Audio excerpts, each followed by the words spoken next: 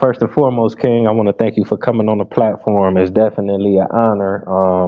Hope you can have a little patience with me. I'm in the motherland, so sometimes that signal it be a No, little I delayed. get it. I get it. Right, right. So I want to welcome you to the show, man. You done worked with some legendary artists. You done worked on some classic projects. For the viewers who may not recognize you, let them know who you are and definitely where you from. My name is Stephen Dent. Born and raised in Washington D.C. In the Maryland area, uh, PG County, Southeast, Northwest, Northeast. Everywhere around D.C. is home. Um, um, had a few, lucky blessings that I was able to work with a lot of good people, man.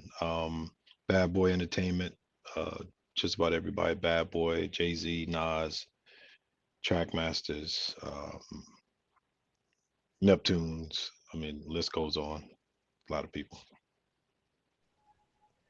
Man, that's phenomenal, man. People dream of even being able to meet those people, let alone, getting a chance to work with them. And it's definitely a blessing, but, your work ethic and your skill, obviously has kept you going. You can see all the plaques in the background, it wasn't no fluke. You know what I'm There's saying?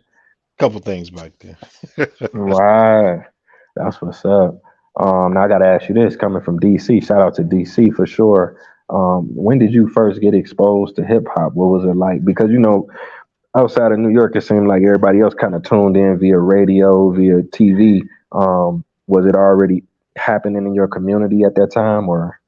um, I mean, just like everybody else, back then everything was on KYS or HUR. WHUR was more tuned towards adult entertainment, and then there was KYS, and it was before PGC was big. PGC was a pop rock station. Right now is the biggest hip hop station, and it's what most of the stations around, at least on the East Coast, are modeled after PGC. I know a lot of people don't know that, but we used to get everything from KYS, and they would play like the Wicker rap and stuff like that back in the day. The Double Dutch Bus was it was just a meme. I just posted that a while ago about the Cowboys. My bad, I had to throw that in there. Um, and so we just got whatever came on the radio because we heard a lot of we had a big WHU I mean WKYS with Donnie Simpson in the morning, and I can't even remember who else was it, Paul Porter and all these other people that were on the radio at that time, and they would play everything. So that's kind of where I first heard like rap songs and things like that. But again, we have go-go. So go-go was our mainstay, and all the rap, let's say if there was a rap song, all of our go-go guys bands replayed them in some way, and we got to know the songs through go-go. We probably didn't even know it was a rap group called whatever. We knew it as a go-go song. That's the new Essence jump, and or EU played that, or Trouble played that, and so and then come to find out, once you start listening to, like, once the LL Cool J's and some of the other early 80s hip hop guys, they were using Trouble Funk. They were sampling or replaying Trouble Funk stuff. So that was, so a lot of rap was based off of go-go too. So let's not just get it like, well, when did you hear hip hop? Well, when did hip hop hear go-go? But no, yeah, I mean, it was around that time, and we just heard what was on the radio, and then just the regular songs that you would hear, just whatever was hot.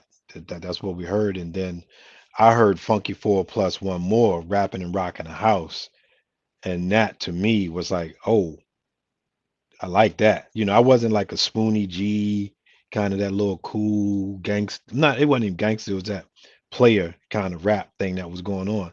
I didn't care about that. That wasn't it. But when I heard rapping and rocking the house, more of a party record, get up and dance, then I was like, okay. Then you start reaching out and trying, we would get cassettes.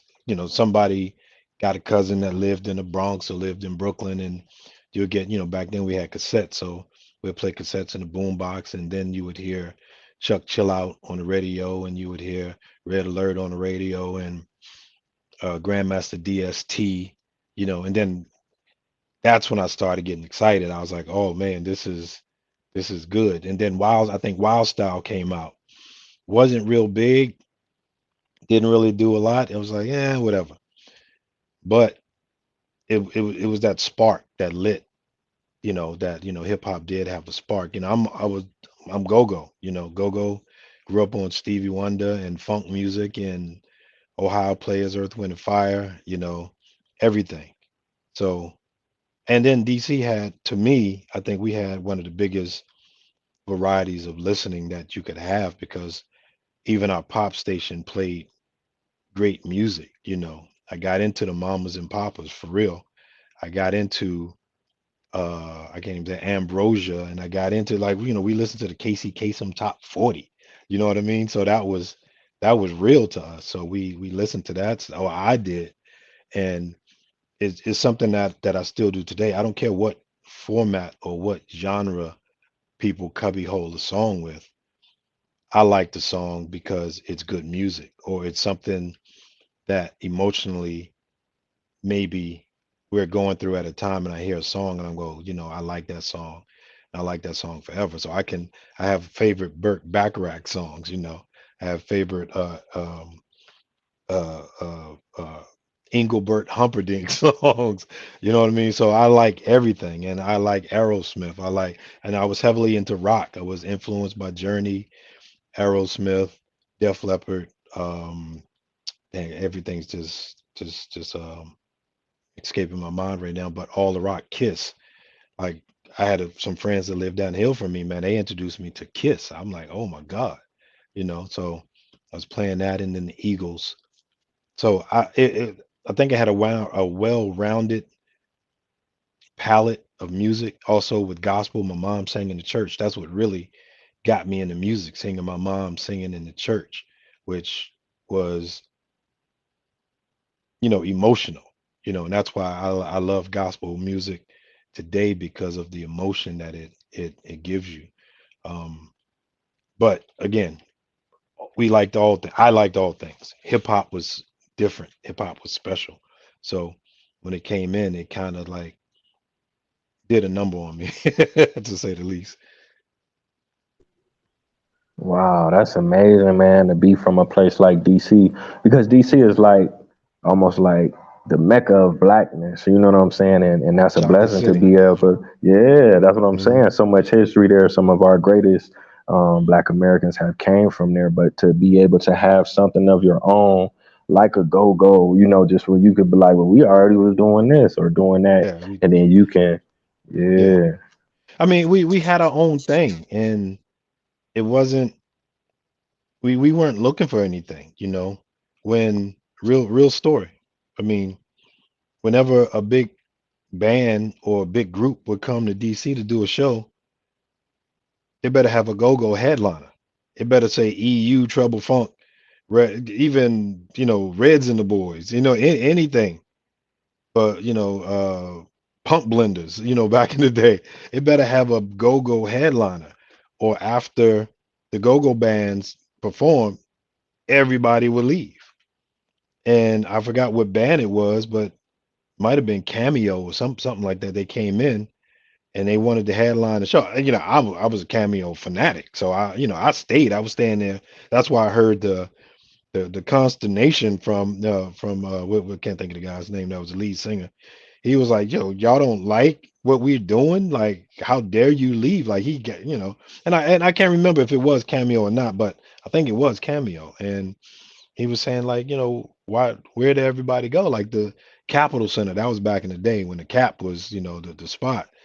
The Cap was empty after the go-go band. Soon as EU or Trouble, whoever it was packing up and they leaving the stage, you know, you thought people were going to get snacks or concessions. They out. They going to the go-go right after the show, whatever the go-go was. So you had to have a headliner in DC, to really perform in DC, or you weren't going to get any attention. If you didn't really have a go-go person on your card, you could forget it pretty much. And a lot of people didn't know that. Like they were mad at DC, so a lot of people boycotted DC. I want to say they wouldn't come to DC because their name, they wanted to be the headliner, but they knew they couldn't because they wouldn't get any sales from us. I like I said, I like music. If it was somebody I wanted to see, I'm going to stick it out to see it. If I got to go through three go-go bands to see it, I'll do it. I mean, we knew all the go-go people. Some of them went to my high school. They was from around the way. It was like our stars that we could touch. We knew who they were, where they're from. So it it was good to see them performing and do their thing. Like we all had, especially from my neighborhood, like where I lived in Glass Manor in Maryland, it was like my whole street was musical.